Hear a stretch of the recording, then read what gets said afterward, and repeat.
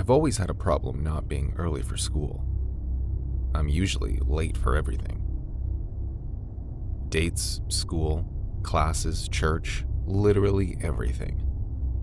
But that was me then. After what happened, I don't think I'll ever be late again.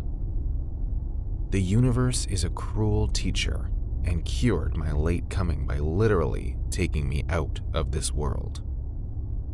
I was in high school, and it was the beginning of a new session. It had been a long time off from school, and I could not believe I missed school and attending classes. Or maybe what I really missed were my friends. We had chatted back and forth for the past 3 months, and I could not wait to see them again. Amazingly enough, we all took the same bus, and I could not wait to see them again. We had a lot of catching up to do, and the last 3 months had been one hell of a buildup. Finally, the morning came, and I got dressed and hoped to make it to the bus on time.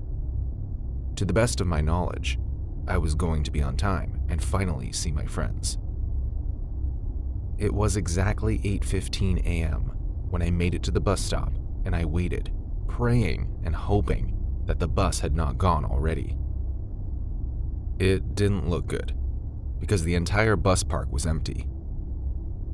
If the bus hadn't come yet, there would have been some students waiting here, and I may have even met some of my friends. I stomped my feet against the ground and almost cursed under my breath, but out of nowhere, I could see a school bus coming from the corner, and I had to pause to take a good look at it. It was a school bus, all right, but it looked a bit different. The painting was a bit worn out and it was kind of rickety, but it looked exactly like the school bus. And then it occurred to me, this was the backup bus. I was so happy as I remembered when there was a rumor all around school about a backup school bus, and it just occurred to me that this was it. The bus came to a slow stop, and now that it was closer, it was a bit smaller than a normal bus. I took in a deep breath and smiled to myself. The day I was waiting for was finally here. My heart began to pound in excitement as the doors of the bus opened with a hiss. Without hesitation, I climbed up the bus and took one good look at the driver. He was strange looking, and I was pretty sure I had never seen him drive any of the buses in school. Besides, ours was the only school around here. It wasn't like I could mistakenly get on the bus of another school, so I was pretty sure it was fine. And I observed the driver some more. I also realized he seemed to be hiding his face. He wore a black baseball cap that was pulled all the way down as soon as I stepped onto the bus. I paused for a second. This didn't look good. Everything about this was weird. I think he must have noticed my hesitation because he glanced at me still with his cap pulled down a bit. All I could see was his lips and nose. His eyes were out of my eyesight, covered by the cap. He nodded and tipped his cap in my direction, almost like he was sending me a greeting as he broke into a warm smile. Instantly, I felt a lot better about the driver and the bus, and I got myself settled in with a smile. I went all the way to the back of the bus because that's where my friends and I usually sit when we will be on the normal bus together. It was kind of in honor of them. The driver was very nice as he waited for me to sit before he moved the bus. This was very great, unlike the driver who used to move the bus without even waiting for you to take your seat. It was the running joke in the school until a school management spoke to him. I like this driver, I thought to myself. I just can't wait to get back to school. As soon as the bus began to move, it was the first time I realized that there was no one else in the bus but me. That should have creeped me out a little bit. It should have made me realize that there was something wrong, and that I should get down now before it was too late. But I don't know why I didn't do any of those things, but just sat down there waiting for the 1-hour drive to my school. I looked around the bus and realized that there were a lot of drawings and paintings on the ceilings and the sides of the bus. Weird-looking drawings that I had never seen before. It didn't look like students would draw this because some were very mysterious and creepy. But then again, what could students not do, and perhaps they just bought the bus and had not refurbished it yet because it seemed a little rickety and some of the chairs were worn out.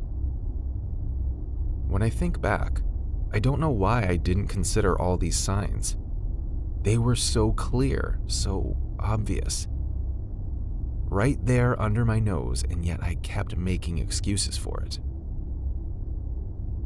As the bus moved on, I noticed we didn't stop at any other bus stop to pick up anyone else. Weird, it was like the bus came for only me. What were the odds that I'd be the only late one in the entire school? Yet another sign that I failed to grasp, and failed to heed to. Suddenly, the driver took a different route. I sat up in my chair and looked out the window. I have been down the road to school for nearly 4 years. I was very sure that this was not the normal route. Now I was getting a little bit uneasy, and a part of me wanted to talk to the driver to ask him where he was going. But then again, I decided against it. It was broad daylight. This was a school bus and he was taking me to school. There was no other explanation. Maybe there was a roadblock or a faster route I didn't know about. Besides, he was the driver, and he was new. Perhaps he preferred this route. As I consoled myself in that, I relaxed in my chair and felt a lot better. The different route was a bit strange as the driver took turn after turn, and now I couldn't help but feel a bit nervous. I still had to move my feet and maneuver my way towards the driver. I asked him as politely as I could if he knew this route well because it was strange to me. He didn't respond immediately and instead just kept on driving almost as if he hadn't heard me. I repeated my request. This time my voice was shaky and I bet you could hear that I was nervous. He paused at first, then slowed the bus down a little bit. Then, for the first time, he spoke. "Don't worry, you're in safe hands," he said. I don't know whether it was his voice or how he said it, or the fact that he said it without even looking up at me. I just knew I didn't feel safe, and I wanted to get out of this bus as soon as possible. I glanced towards the door. It was sealed shut. There was no way on earth I could escape through those doors unless he let me. I began to beg and cry for him to let me go. I was convinced that he was shady, and I should have realized it sooner, even the moment I stepped on the bus. I thought of fighting him and getting out of there by force, but I was only 13. There was no way I could overpower him. He took another turn, and it was at that moment I realized that we were leaving the city. He had no intentions of taking me to school, and it was now that I had realized it. I hated myself for it. I cried and wailed and begged for my life. The driver spoke to me again and told me not to be afraid and that he was not a kidnapper, but that this was just a different route. When I looked out the window, I realized I may just have been over-exaggerating, and we may actually be on a different route to school.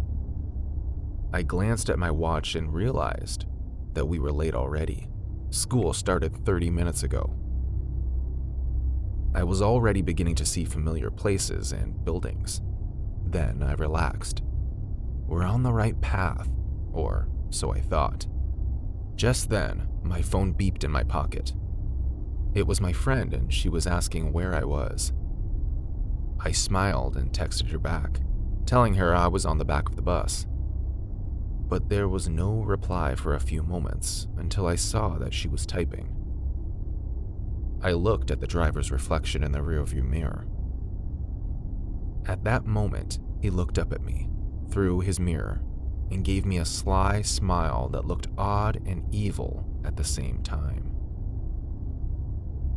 My phone beeped again and my friend's message came through. The message she sent shivers down my spine. It was clear that I was in more trouble than I thought. My friend's message read, "I just asked around. There is no backup bus. Run."